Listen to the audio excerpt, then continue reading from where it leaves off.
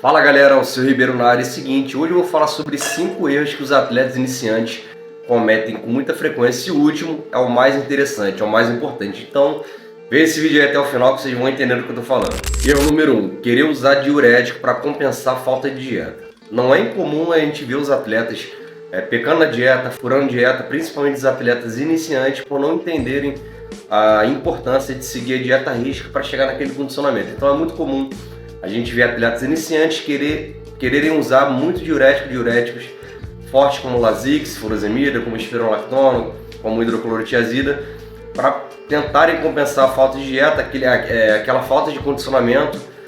Mas isso é um erro terrível, porque o diurético ele só vai desidratar o atleta, ou seja, só vai tirar a retenção, aquela água subcutânea, e se usar de forma incorreta também pode acabar vindo a tirar aquela água de dentro do músculo que traz aquele aspecto de densidade. Ou seja, o atleta que usa diurético demais, ele vai ficar com o físico muito mais vazio, muito mais sem vida, e não vai ter aquele aspecto de full, aquele hardness se o atleta gosta de subir, e é um erro que é bem comum. E nos últimos dias, quando o atleta ele começa a fazer uma manipulação de diurético, nem sempre há essa necessidade, o atleta já tem que estar no percentual de gordura ideal para subir no palco, ou seja, aqueles 3, 4, no máximo 5% de gordura para conseguir mostrar bem a sua musculatura, seus cortes, sua vascularização, enfim. O diurético é somente aquele toque final, aquele toque de qualidade no físico. Caso no carb sobre um pouquinho de água, o coach ou o atleta mesmo está fazendo sozinho, acabe perdendo um pouquinho a mão, acabe extravasando, o diurético entra como uma ferramenta para tirar aquele restinho de retenção e não para queimar gordura. Ou seja, se você está gordo, faça mais 4, 5, 6 semanas de dieta, o tempo que for necessário para você chegar no condicionamento, mas não ache que o diurético ele vai suprir a falta do básico, que é a dieta, que é o condicionamento físico. Erro número 2, excesso de alimentos sujos no carb. Também não é nada incomum a gente ver atletas utilizando grandes quantidades de alimentos ricos em açúcares. Eu particularmente já cometi esse erro também em 2017, por exemplo. Eu participei de um campeonato que era muito importante na antiga FBB, que tinha aqui no Rio de Janeiro, e eu tava com um físico sensacional, tava muito seco, baixíssimo percentual de gordura e pouquíssima retenção. Eu fiquei muito vazio, muito flat, que atleta chama, e eu precisava de qualquer forma encher o meu físico, precisava daquele aspecto de mais hard, mais denso, mais fullness, Então eu acabei optando por alimentos aí que eu não estava habituado na minha dieta, Utilizei waffle, por exemplo, utilizei sorvete, utilizei mel, utilizei outros tipos de açúcares também, e o resultado vocês podem imaginar que foi desastroso.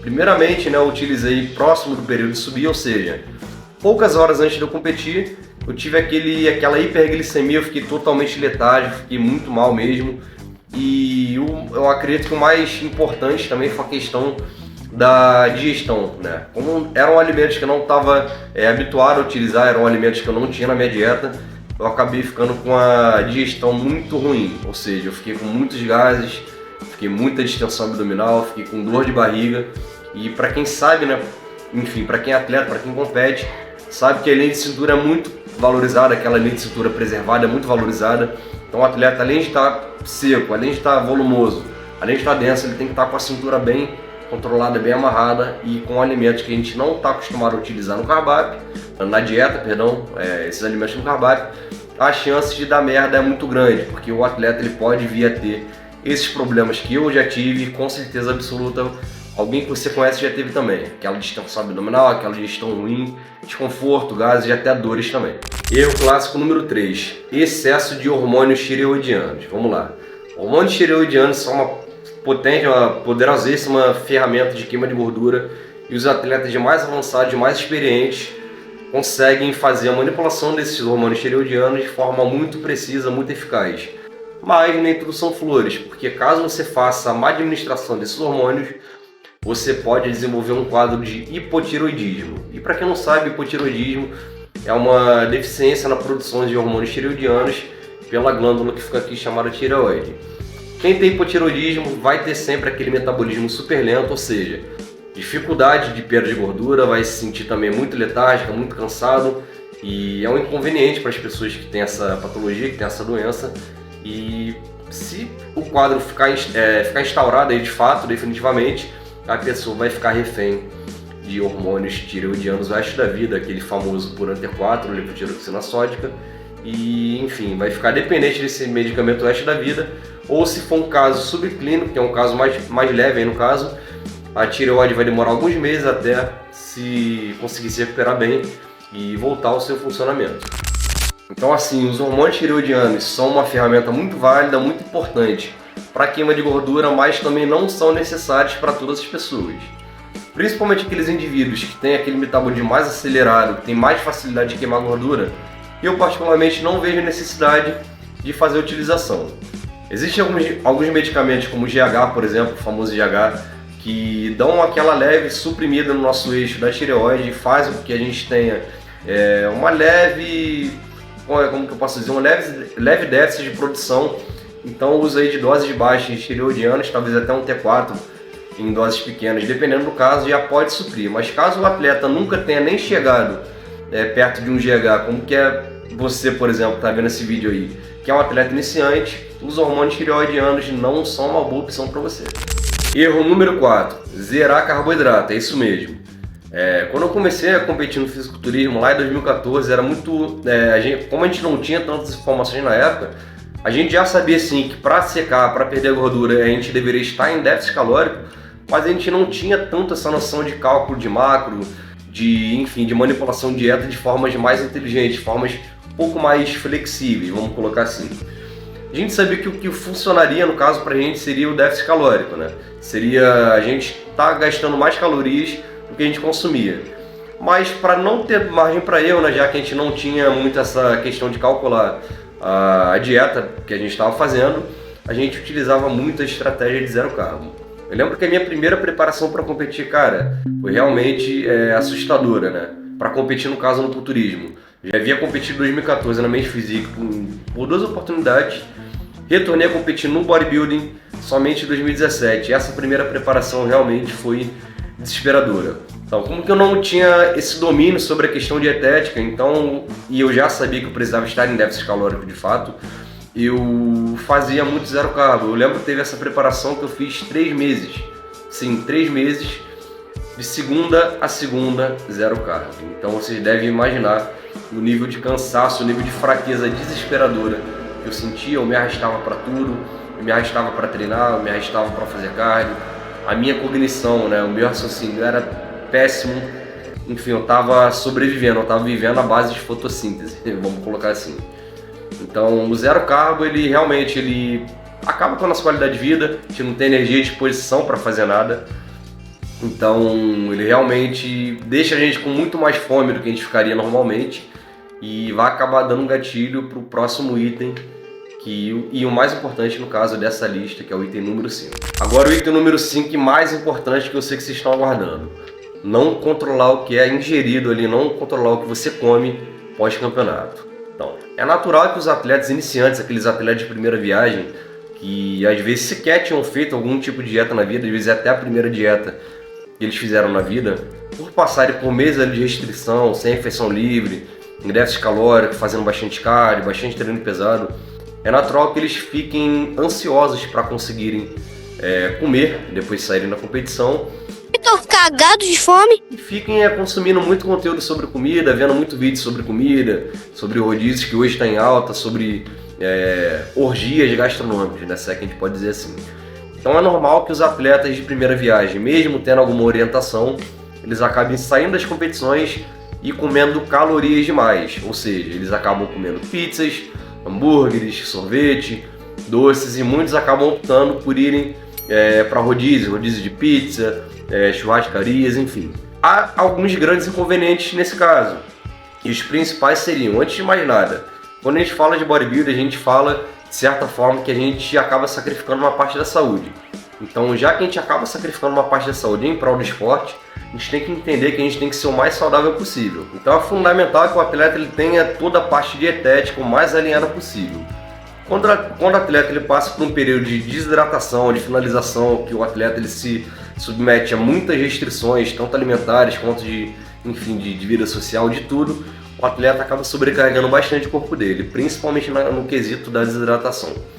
Quando o atleta ele começa a comer demais, começa a ingerir sal demais, por exemplo, Normalmente o atleta nessa fase de desidratação ele vai diminuindo gradativamente a água e faz uma alta ingestão de sódio, ou seja, ele acaba deixando o corpo dele já pronto ali, digamos assim, entre muitas aspas, pronto para reter. Quando o atleta ele começa a consumir muito carboidrato, consumir muito mais sal e começa a beber mais líquidos, então a merda tá feita. O atleta ele começa a reter demais, às vezes ganha 8, 10, 12, 15, já vi casos de atletas ganhando até 20 quilos em apenas 2, 3 dias. Isso acaba gerando uma sobrecarga cardíaca principalmente muito grande, nossos pulmões sofrem demais e principalmente os nossos rins que já passaram há poucos dias antes por um processo severo de desidratação acabam sofrendo demais também, porque a pressão sobe demais com pressão alta. Os rins também ficam muito sobrecarregados e acaba sendo um grande risco para o atleta, até inclusive de morte súbita iminente. Eu já vi casos de atletas que ficaram internados, né, sem conseguir terem movimentos de membros inferiores, não conseguiram andar mais. Então assim, essa fase pós-campeonato, embora seja muito aguardada por muitos atletas, pode acabar trazendo uma série de inconvenientes para a parte principalmente cardíaca e a parte renal do atleta. Então se você quer ter longevidade no esporte, faça sim suas preparações, compita, faça a desidratação como deve ser feita, mas tome muito cuidado com o que você come no pós-campeonato, porque pode sim, infelizmente, ser algo que vai não só limitar sua carreira como atleta, mas de fato acabar com sua vida. Até porque também atleta morto não compete. E vocês lembram que eu falei que o item número 4 tinha uma ligação direta com esse item número 5? Então vamos lá.